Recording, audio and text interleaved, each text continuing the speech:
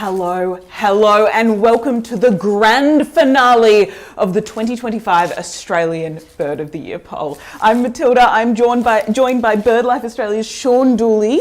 How are you going? Now, we will be announcing, the editor of The Guardian, Lenore Taylor, will be announcing the winner soon. She's currently doing a talk at South by Southwest, making her way through the Sydney traffic, slowly coming to get, she's holding an envelope with the winner in it. She's making her way, she will be here soon, but we have a huge amount of bird content to come. But before we sort of jump into the full bird of it all, I think it's worth sort of asking, Bird of the Year's been going on for a while. It's before I was at The Guardian. How did this actually start? You've been an integral part of it all along. Yeah, we first did at BirdLife Australia, through Australian BirdLife magazine, we did in 2013 a Bird of the Year poll just for our readers and members. And we were stoked that we got 8,000 votes. And that year, the superb fairy wren beat the Australian magpie. Wow. And so that went pretty well. We thought that was great, a once off. But then, from what I understand, there was a very heated lunchtime discussion out here in the Guardian office as to which was the best bird. And it got so passionate, I think there may have actually been police called to calm it down. And that's when Gabrielle Jackson got in touch with us at BirdLife and said, look, we saw what you did. Would you like to join with us to do a nationwide vote for people's favourite bird? And it has just gone from strength to strength. I'm just blown away by how interested people have become in this. It's amazing. You mentioned sort of 8,000 votes in the first one. We had 54,000 votes in the last round of voting alone. It was over 300,000 all up with people voting for their favourite birds. And, there's an element of it that's good fun. There's a lot of, playful competition. There's a proper element to this too, right? A lot of these birds are endangered. What does the bird poll serve a purpose beyond just allowing work to let me spend 2 weeks making a giant pelican costume? I feel like we should address the costume I'm in, but what's the purpose behind it?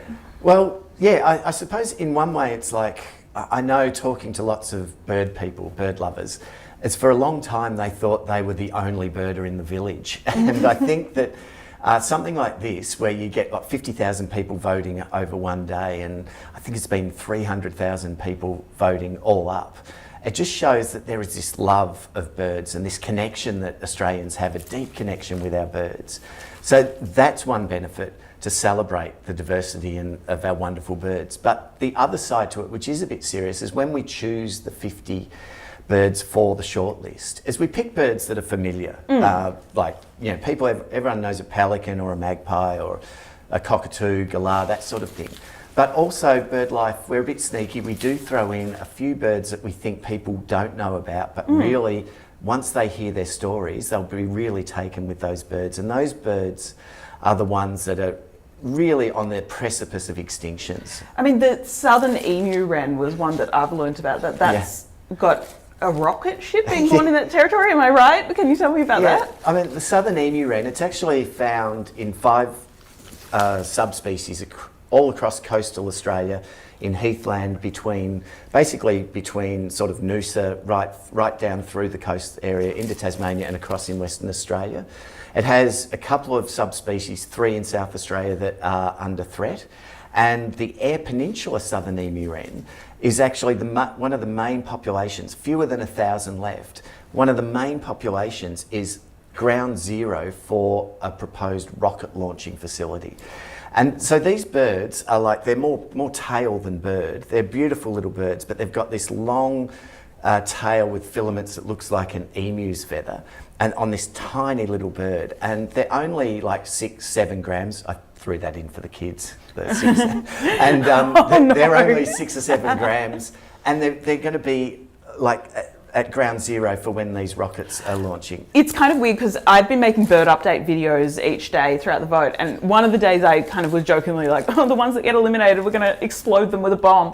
But in a real way, kind of, some of the birds are at risk of being exploded at this point.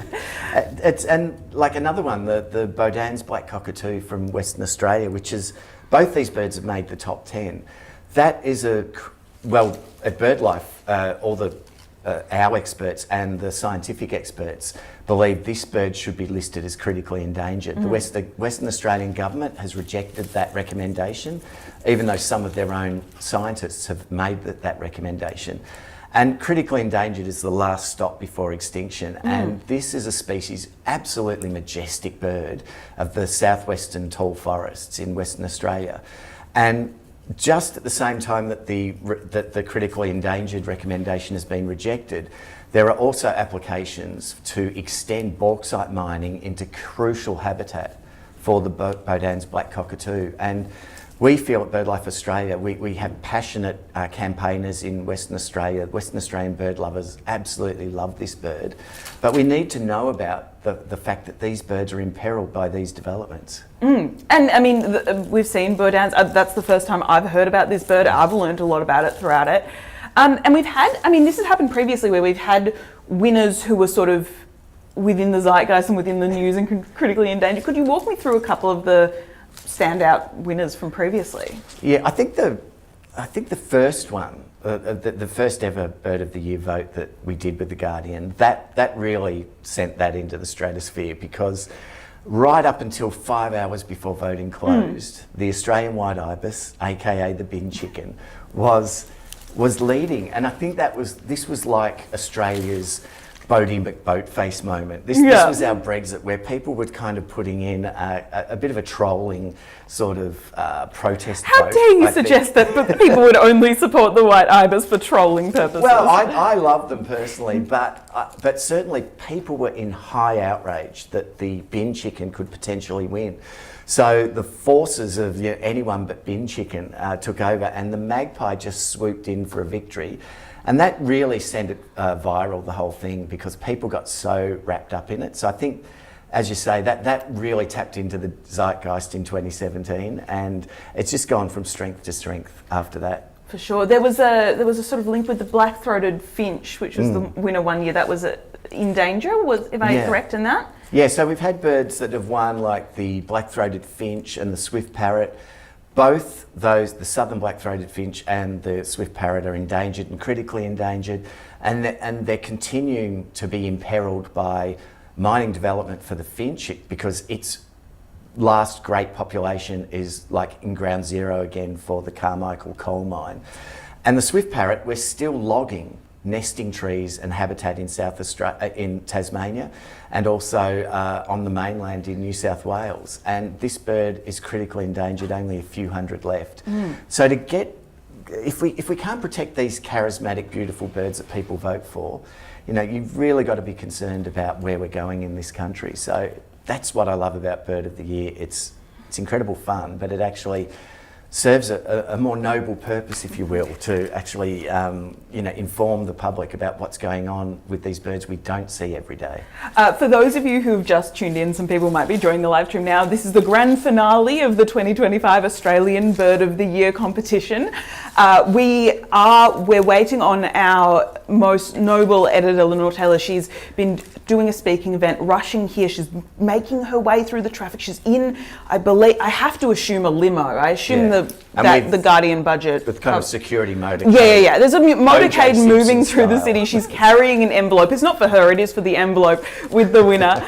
Until then, though, one thing that people might not know about Sean is that he is actually the former national birdwatching champion, which I've learnt is a thing that you can be, apparently. I don't mean to make fun of you, except that it is very funny, but also a very noble thing. But as an entire novice when it comes to bird watching, and someone whose brain makes the idea of going and looking at birds kind of terrifying, you were kind enough to go out into the great outdoors with me and show me the ropes of how to bird watch. And why don't we have a look? We will have more bird content on the other side. So everyone keeps going on about how amazing bird watching is, how it's basically the cure to all your Gen Z and millennial woes. So obviously I do want to try it, but as you can probably tell from my costume, I have ADHD.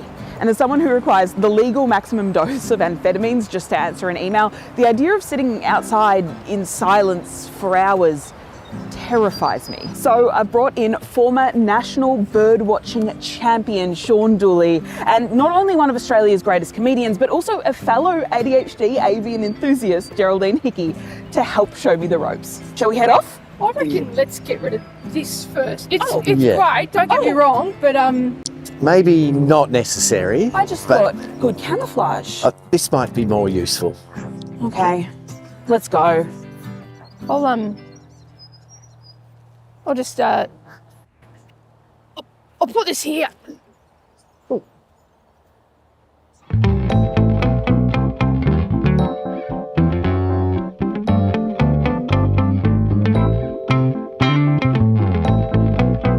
So I guess like, what actually is bird watching? It's a weird question, but I don't really know the answer. I guess, well, it's whatever you want it to be, but Yeah. it's just looking for birds. It really should just be called bird enjoying. Yeah. Because like the actual watching part, here, because we're out in the open, you are looking, but when you're in the bush, most of it is you're listening. You're hearing the birds often before you see them. Yeah. So bird watching has this image of, not cool people like us. But Yeah, I mean, no one's doubting the coolness Yeah. factor. But it has this image of sort of being dorky and really intense. Okay, I am seeing some pelicans. Shaun, can you walk us through the tableau that we've got right here? It's great, isn't it? Well, because we've got the high tide and the winds, Yeah. all these seabirds have come to rest. They've probably been out feeding this morning on fish. Now they're resting. So the small ones, the grey ones with the black heads and the yellow bills, they're the crested terns. They're fish. These are all fish-eating birds. Then the bigger ones, the dark ones, are the cormorants. We actually have 4 types of cormorants and the pelicans. Yes. How many we've got there? Just the 2, I 3, think 3. 2 today. 3. And so they've all come in. They'll often feed together. Like if there's a big bait ball of fish, they'll often all kind of corral the fish and have this feeding frenzy. But now they're just chilling and digesting. I also feel like we're ignoring just the swans. Yeah. And do these ones all belong to the Queen as well, or is that just in England? Just in England. Yeah.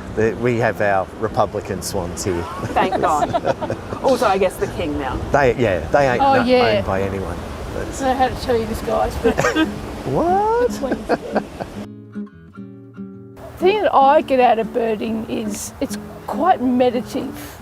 So when you're stressed about things, I can go for a walk and do some birding because I don't think about other things. I'm just like listening out for the birds and looking out for them, and it's quite de-stressing. That's an interesting point, because I think sometimes, like, when I'm really stressed out, I avoid going for a walk and doing that because I'm worried about, like, I'll be left alone with my own thoughts and my own anxiety. But, like, I guess having an activity to actually take you away from that, and then you still get the benefits of, like, walking. It really makes you kind of feel connected to something greater. You're not thinking about yourself because you're getting all these external inputs like sounds and sights, and it kind of connects you to the whole. Yeah. I think. And you get your steps up. Thank you so much, guys. I'm annoyed at how much fun this was. Yes, victory. We got it. Yes. One of us. I mean, it simply wouldn't be election night coverage without a slightly stressed out data man with a large TV screen.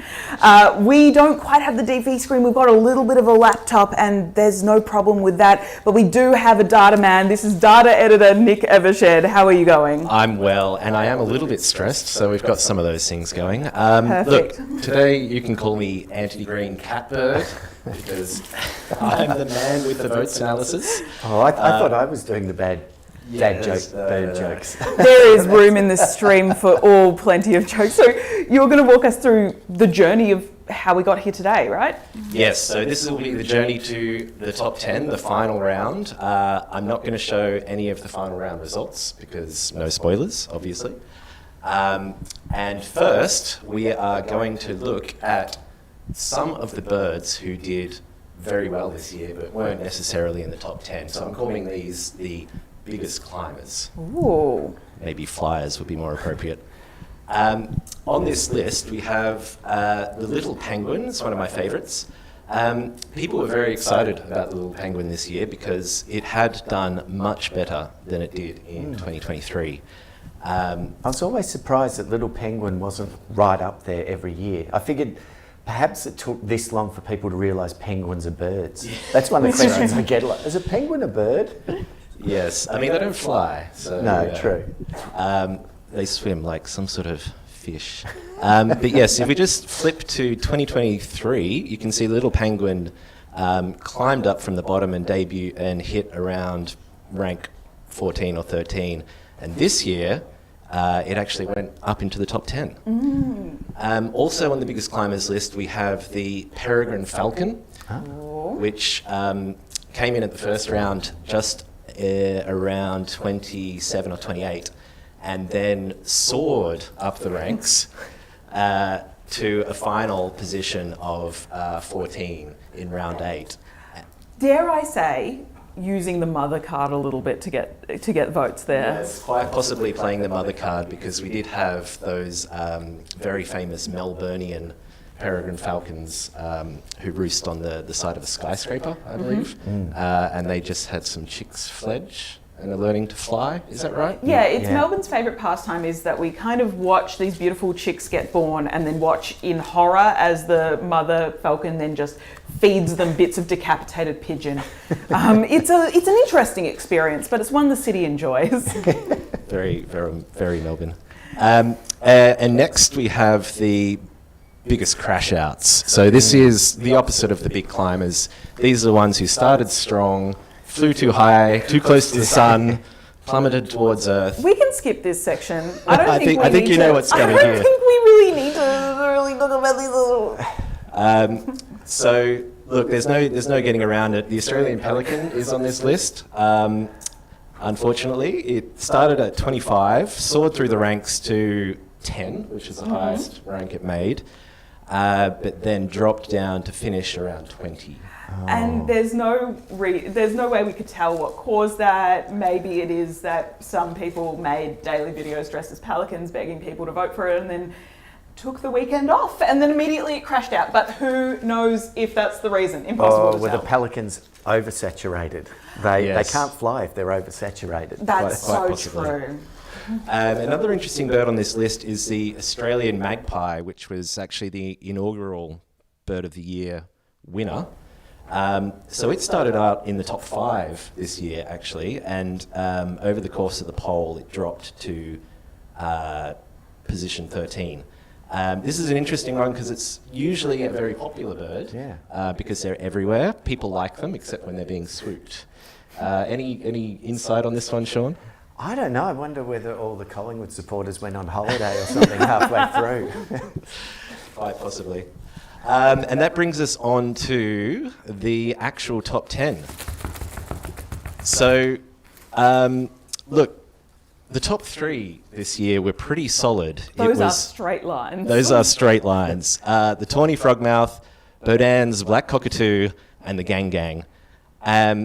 And there wasn't a lot of movement, but you can see when you look at the votes per round that the Baudin's cockatoo did actually come quite close to unseating the tawny frogmouth in rounds 6 and 7. And of course, the thing to remember with Bird of the Year is that when the votes go dark, anything can happen. And we have had surprise winners once the votes go dark before. Absolutely. So if we have a look at 2023, you can see the tawny frogmouth was mostly on top until right at the end where the swift parrot came in. So whether or not something similar is going to happen this year remains to be seen. Always the bridesmaid, maybe the bride, impossible to tell. The letter with the answer of the winner is still on our way here. But thank you very much for that, Nick. We will join you with some more bird content later. But first, I do think it's worth having a listen to some of the BirdLife and Guardian Australia employees make their impassioned case for their favourite member of the top 10. The world hasn't been a particularly fun place to be recently, hey? There's wars, there's death, destruction, the climate crisis. It's a lot. What do we all need right now?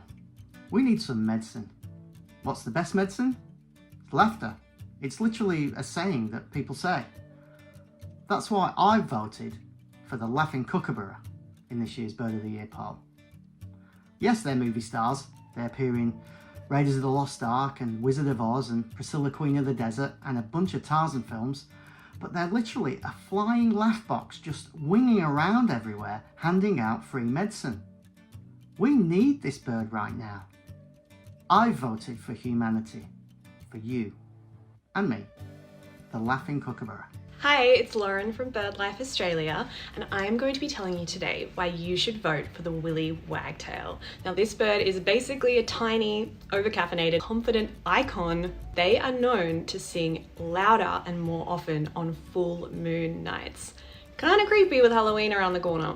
Everyone knows the Willy Wagtail with that constant wagging tail, its bold, confident personality. Birds known to hang around cows and sheep, strutting their stuff, trying to get the insects that hang around these animals, and they'll even pluck fur directly from them to line their nests. Vote Willy Wagtail.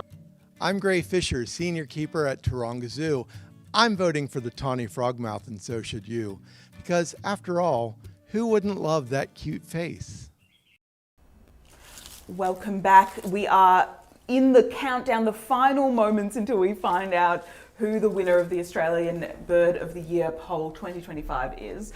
But, you know, this has been an extremely fun couple of weeks, and there's a bit of me that will be very sad that it's over, but the bird fun kind of doesn't end with the Bird of the Year poll. Can you tell me a bit about what starts immediately almost afterwards? Yeah, well, if Bird of the Year, too much birds is never enough.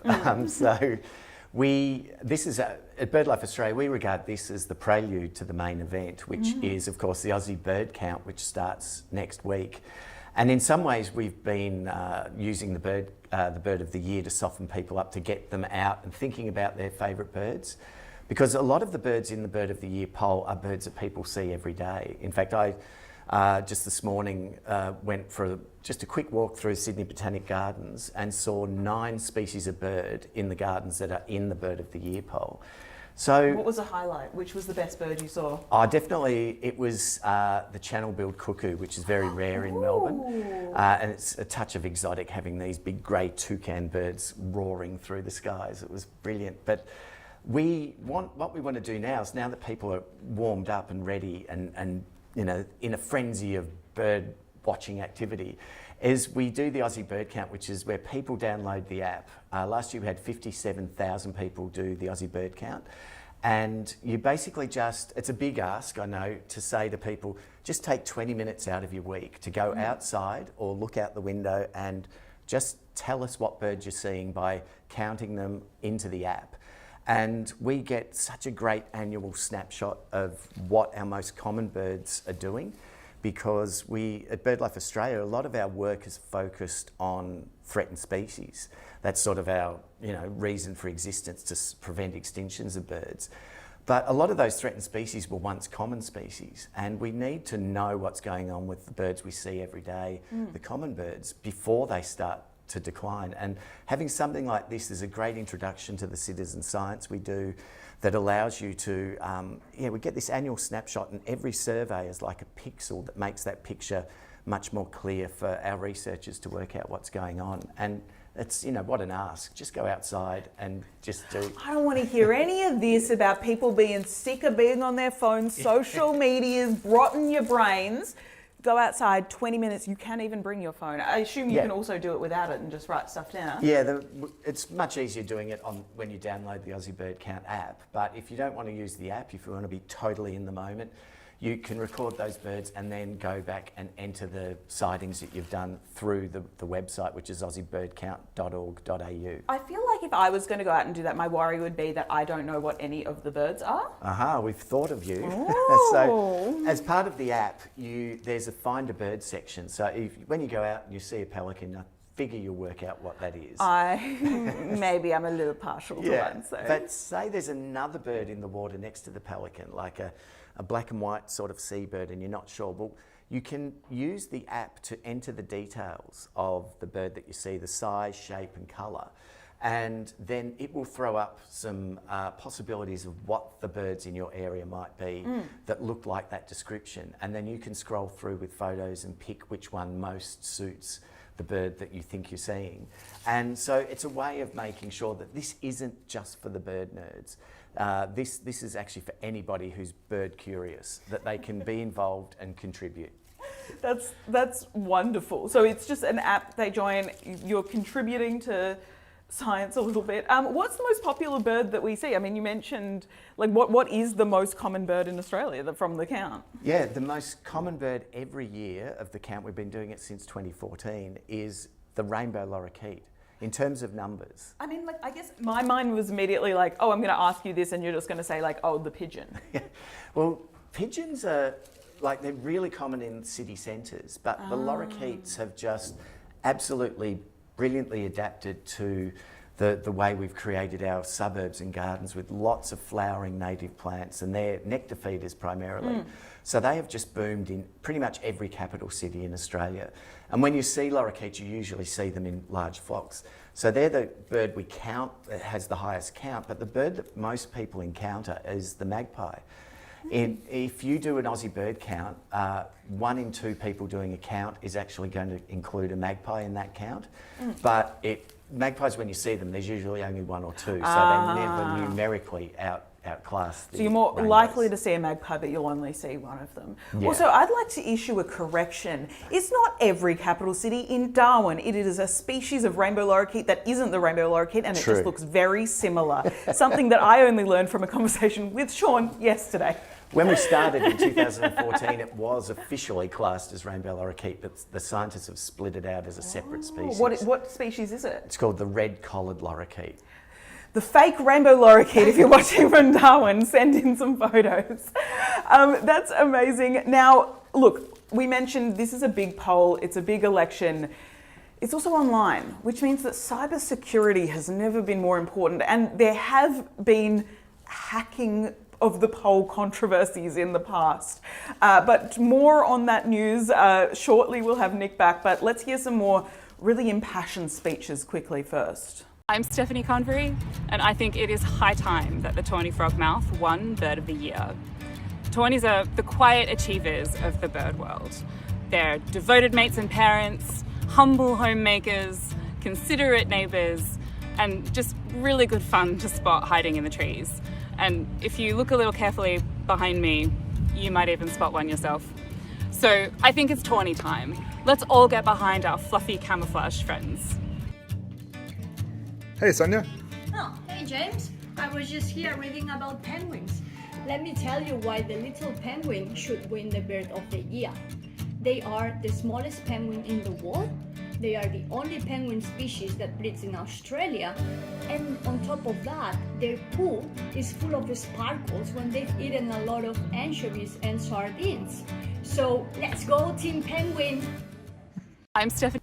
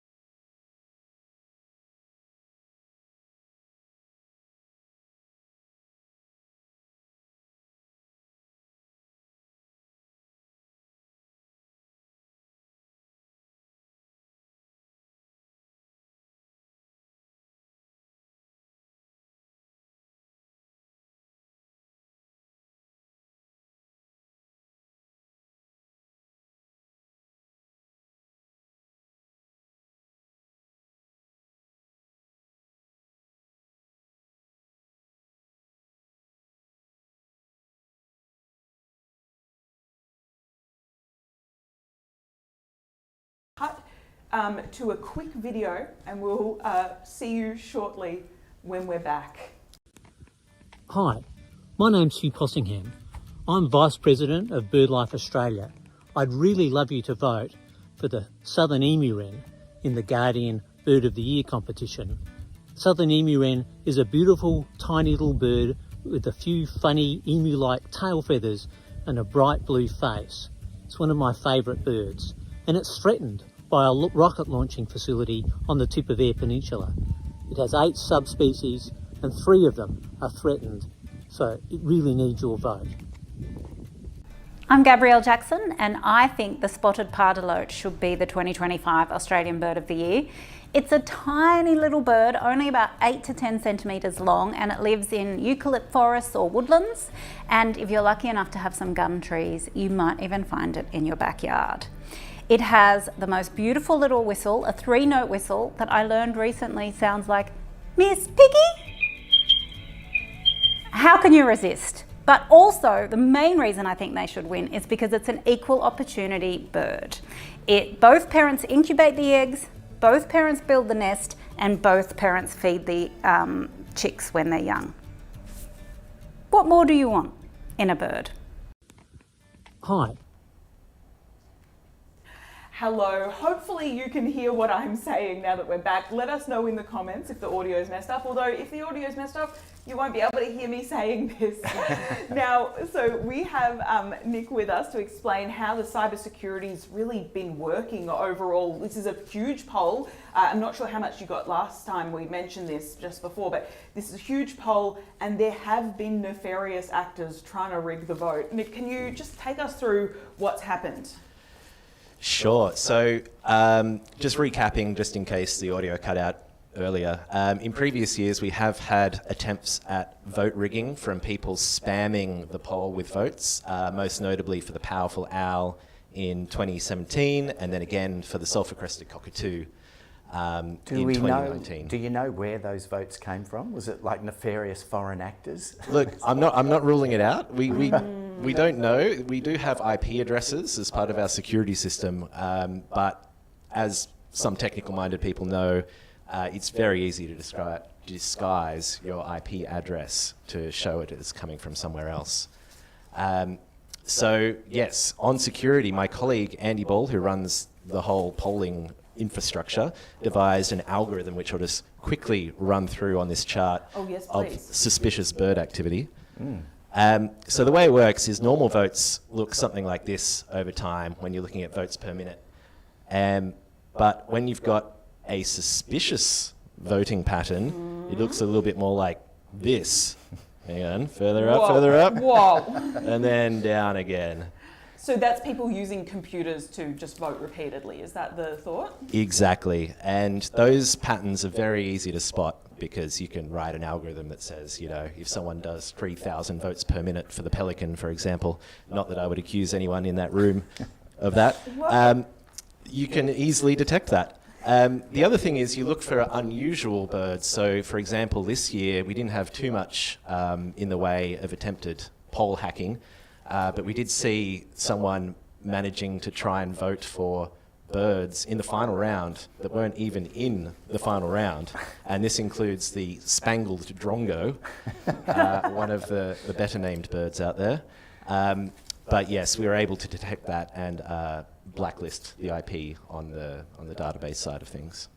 For sure. And, you know, overall, how big a task is this? I mean, it's a big poll. What are we talking? Are you working day and night? What's going on? I'm amazed you're still standing or sitting. Yeah. I mean, there is a lot of work that goes into it, actually. Poor Andy has to switch over the poll every day to the new poll. That takes a bit of work. The database almost fell over this time around. We had to pay a little bit more money to our service providers to keep things running. And it's the extortionate, just trying to run a bird poll. It's ridiculous. Thank you so much for that, Nick. I really appreciate it. Now, it's interesting when we're talking about the bird poll, the Australian Bird of the Year. It is a popularity contest at the end of the day, right? So is there an element of beautiful birds being favoured? Do we have that issue? I mean, Sean, can you talk me through that. Are we just seeing kind of systematic pretty privilege? Well, I think if you look, say, particularly at the top 10, you do have a mix. You've got some really pretty birds, lots of colours, like the beautiful little spotted pardalote, which goes under the radar because it's so small, but when people discover a spotted pardalote, they lose their tiny minds because they're just absolutely gorgeous. And, you have like the gang cockatoo's got that flourish of scarlet on the head, but when you look through the top 10, they're not necessarily the prettiest. They're kind of more the most charismatic. I mean, you could not really call a bushstone curlew a pretty bird. They're, I think giant, bulging, googly eyeballs are beautiful. I don't know what you're talking about. Yeah, in a way that only, that only certain people could love. But you cannot but help love their personality. Like, they are just insanely charismatic birds. And I mean, the tawny frogmouth has been leading the voting pretty much every day, and really it does its best to look like a lump of wood, and yet people just respond to it. So it's pretty, but in a Muppet kind of way. So I think there's a mix, really. Yeah, I mean, it's interesting, that kind of thought. Ignore me just violently having to adjust my helmet, but is there an element of that happening when it comes to real life conservation as well? I know that, is there a world where cute animals are the animals that get saved? Undoubtedly. I mean, I suppose when conservation organisations are wanting to achieve protection of an area or something, they do pick the most beautiful or the most charismatic species, like, when you think of pandas or tigers. And but in the bird world, that can happen too. Certainly, people are going to respond more emotionally to something incredibly stunning looking like a swift parrot than they will perhaps to a grey-range thick-billed grass wren, which is essentially a little grey bird that scurries through the salt bush in the remote New South Wales. So people gravitate towards those more charismatic and stunning-looking birds, which is kind of obvious. But really, I know, for instance, herpetologists and people in Insect Life Australia kind of get jealous of the flashy birds because they get all the attention. But sometimes, I guess, if you can pick the right bird, for instance, a cassowary is a stunning looking bird, really incredible bird, but by protecting the cassowary, you actually protect entire rainforest ecosystems. So sometimes you need those star characters to bring people into the story, and then they can get obsessed with the minor roles and the cameos in the background. Yeah, that's it. I mean, like, I'm thinking about, oh no, the poor Argo birds, but even the no prettiest. Bird is Argo. You just publicly shamed the bushstone curlew. So, but yeah, even the prettiest bird for a lot of people is prettier than the ugliest bird is prettier than the prettiest insect. You guys got what I was trying to say. I don't think we need to speak every word correctly. But, I personally think, up the Argos, this has been a great thing. And it is nice to see some plain Janes in the top 10. Speaking of advocacy for the top 10, we're going to have a few more stump speeches, and then we'll be back with a little bit more slightly questionable data analysis. Here's why the wedge-tailed eagle deserves to be crowned Bird of the Year 2025. Its eyesight is so good that it can see ultraviolet light, it can soar for hours without flapping its wings, and sure, it might not be as colourful as the gang or the spotted pardalote, but if we turn Bird of the Year into merely a beauty contest, what message are we sending to young eagles about body image? The wedge-tailed eagle can lift 50% of its body weight, and objectively, it is the best bird. It is the biggest bird of prey, so it always wins the fight.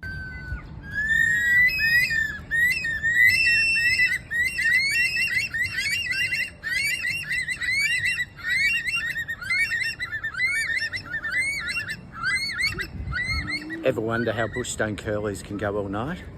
Well, it's obvious now. They charge during the day. So vote 1, bushstone curlew, the alternative energy candidate.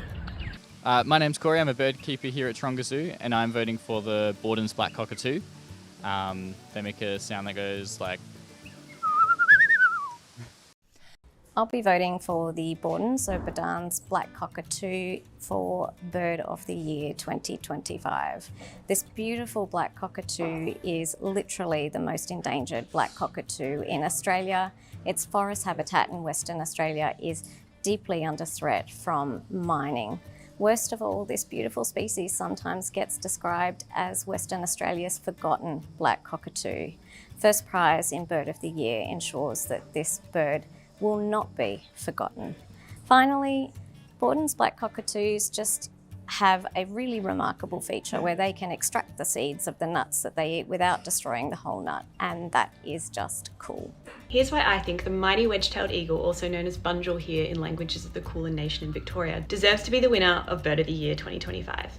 Now, I'm not ready to forgive Australians yet for voting out the red goshawk and the peregrine falcon, but I will forgive you because the wedge-tailed eagle is such an incredible bird. It has a wingspan of 2.3 meters, one of the world's largest eagles. It's known for hunting in packs sometimes. It will take down things as large as an adult kangaroo. But most of its diet's actually rabbits, so it kind of helps keep those feral rabbit populations down. The wedge-tailed eagle, famous for that wedge-shaped tail, is beautiful. It is majestic, it is large. They are so fierce they've even been known to attack hang gliders, model airplanes, helicopters in their territory. Like, they're pretty badass. Long may they reign as the fierce, majestic predators they are. Hi, my name's Kelsey. I work here at Taronga Zoo at the Free Flight Birds. This year I'm voting for the bushstone curlew for the Bird of the Year because she's one of the first birds that I got to train here, the beautiful Uma.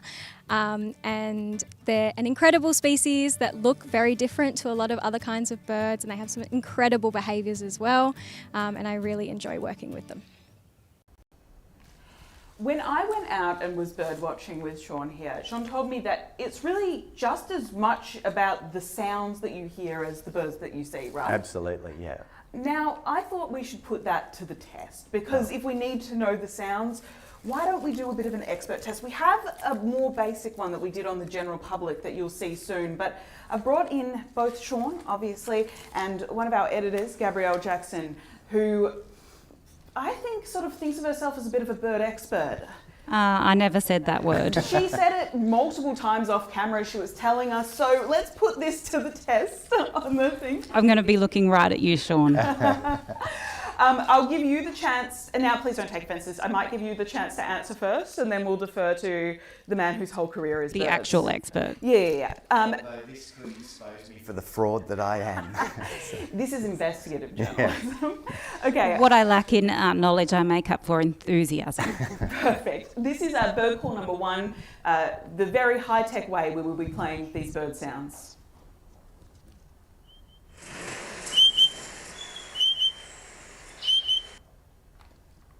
Do we want to listen to that again?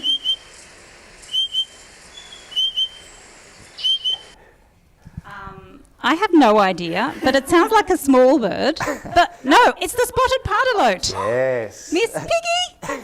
It is the spotted pardalote. How did you guess that? Sean taught me about Miss Piggy just the other day. Wait, walk me through Miss Piggy. Yeah, a lot of people say when they hear that peeping noise, they think it's saying Miss Piggy.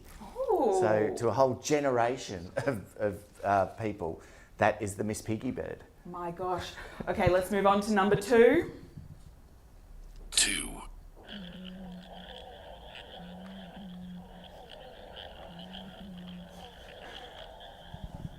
Is that the Australasian bittern? Oh my God. We really weren't expecting this. Sorry to be so... Me neither. Sorry, okay. This, as someone who is my boss, congratulations, and we totally expected you to get every answer. We have written some important stories about the Australasian bittern. And I'm surprised you could even pick up that booming because it's so deep and it travels up to 1 kilometre. And because they're hidden in the reeds when they do it, it's led to them being responsible for the bunyip story. Oh, that sort of growling sound that they make. And when you're close, it just goes through your soul. It's incredible. And it's hard to see them, am I right? Yeah. So people just hear this noise and that's how it became like a scary bunyip. That's so interesting. I have to admit that I recently until my teen years, thought that the bilby was also a fictional animal, like the bunyip that Australia. I thought it was just like an Easter creature.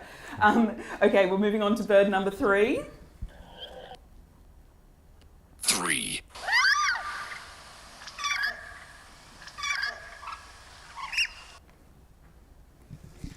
Oh,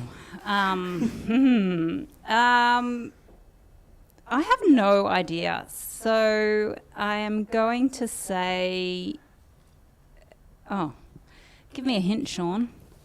I'm a bit stumped. I was going to say a curlew because it started out sounding a bit scary. It started like that, but I need to Is hear it a more. cuckoo?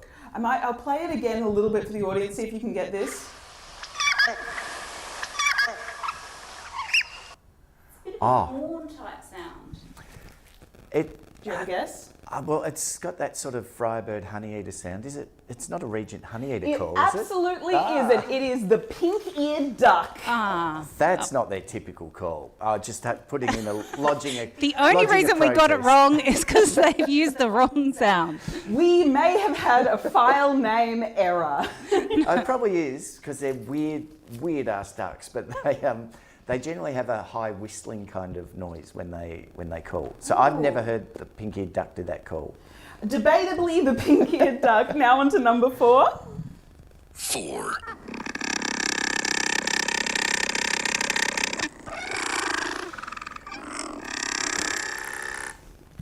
Excuse me, that was the lamb chop I had last night. I don't know, but is it the Bodan's black cockatoo? Oh, it's the pelican. I had to check. Wait, is it the No, it's not the pelican. Oh, is it the shy albatross? It is the little penguin. A little a big noise for a little penguin. I think the mic was quite close. Yes. To be honest with you. At sea, they have a really cute little yapping bark noise that they make that drifts across the sea. I haven't been that intimate with a penguin to hear that call before. I will confirm this one because having gone to St Kilda Pier where the little penguins come in back in my childhood, I was shocked and disgusted by the sounds I heard. We're on to number 5 now. This is the second last one. Sorry, end of the penguin there. 5.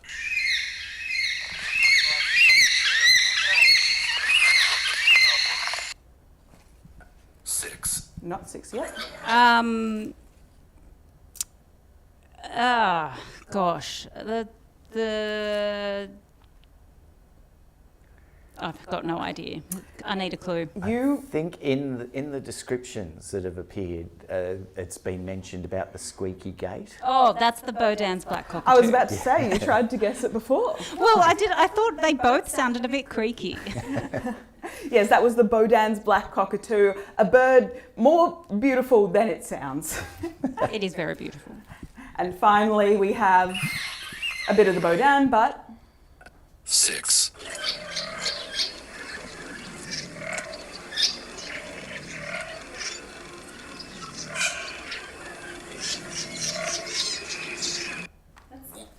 Lots of different birds, it sounds like to me, but maybe there's a fairy wren in there? No, I think focus on the deep dinosaur-like croaking. Oh, a cassowary. I may have messed up by saying the word dinosaur as part of that. That was correct. It was the giant cassowary. You got, I believe, 3 out of 5 actually. And we'll take that as a win because one of them, we mislabeled the files. Thank you very much, Gabs, for that. Now, we know that was a bit difficult. It was a tricky quiz, but we did go to Melbourne with some slightly easier birds to test how the people of the public know their bird song. With the 2025 With the 2025 Australian Bird of the Year poll really heating up, we decided to take to the streets to see how well Australians really know their avian acquaintances. I've got 6 bird sounds to play for you. Here's number 1.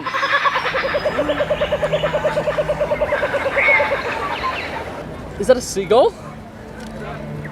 No. No. I'm hearing a kookaburra. Kookaburra. And that would be correct. Yes. Okay, moving on to something slightly harder. Number 2.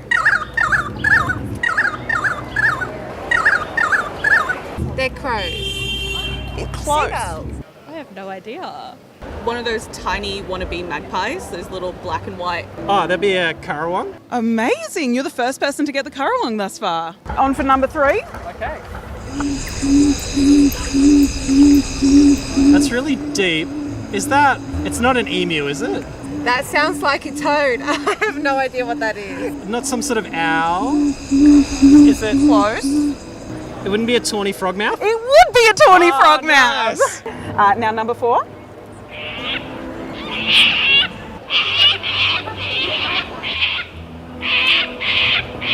Not too sure. Is that a seagull? Is that a seagull? No, but similarly everywhere and slightly destructive. Ah, sulfur-crested cockatoos. Okay, a bird champion. If you would like to number 5. We've got to get one, Jason. This is the one. What a horrible sound. Is it dying? Is it crow? It sounds like some sort of water bird. Is it ibis? Yes! Okay, now the final, the 6th and hardest. Can I clarify that's a bird? How dare you? But it sounds like a toad.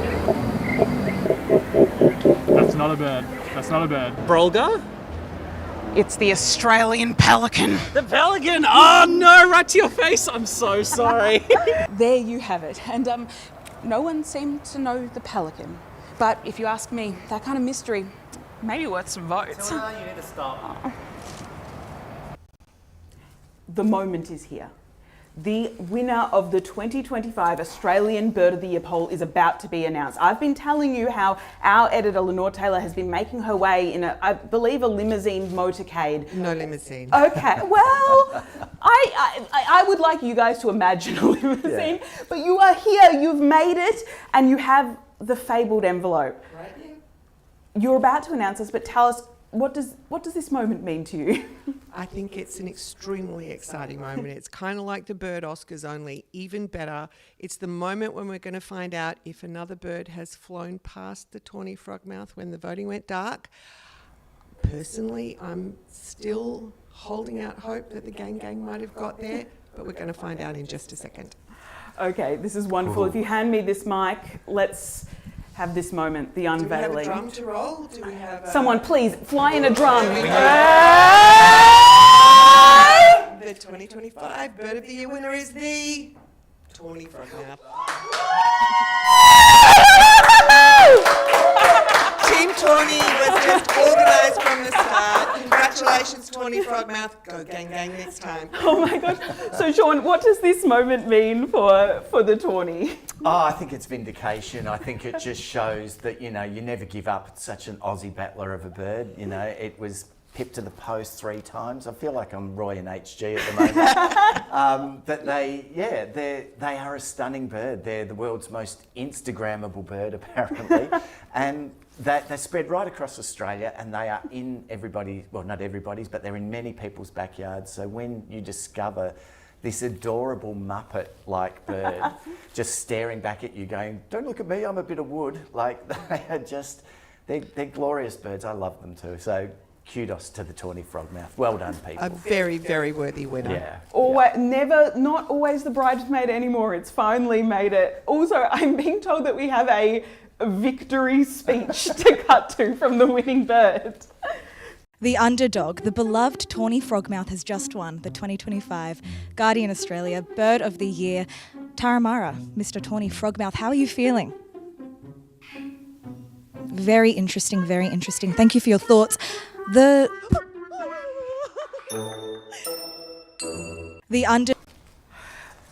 Congratulations, the Tawny. Lenore, we might just get you to pop over here because we've got the wonderful Nick back to walk us through, since the votes went dark, what actually happened during those fabled hours. Nick, why don't you walk us through what's actually gone on?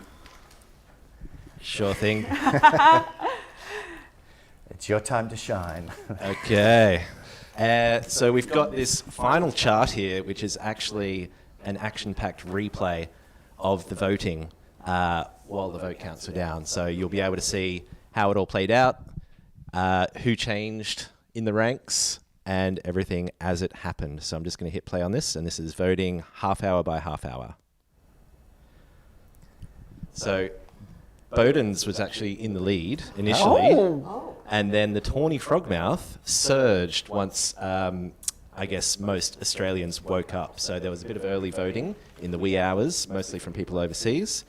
And then we saw a bit of a tussle for the lower ranks, but basically... This is as the preference deals were getting done. Basically, the tawny stayed on top for the rest of the time. Wow. So it really, I mean, it was start to end, the tawny, it was its year. It was the tawny's year. Well, everyone, that concludes the Australian 2025 Bird of the Year poll. The Bird Fun is not finished though. What should people do? Get onto the Aussie Bird Count app, download that, or go to aussiebirdcount.org.au, and then you can continue this bird frenzy for another week. Go outside, 20 minutes, record what birds in your backyard. Maybe you'll see the fabled winner, the tawny frogmouth. Thank you all so much for joining us today. Thank you, Sean, and Lenora, of course. Thank you, Nick. Until 2 years' time. Now it's finally time for me to take this helmet off. I've been wearing it for 3 weeks straight. Thank you.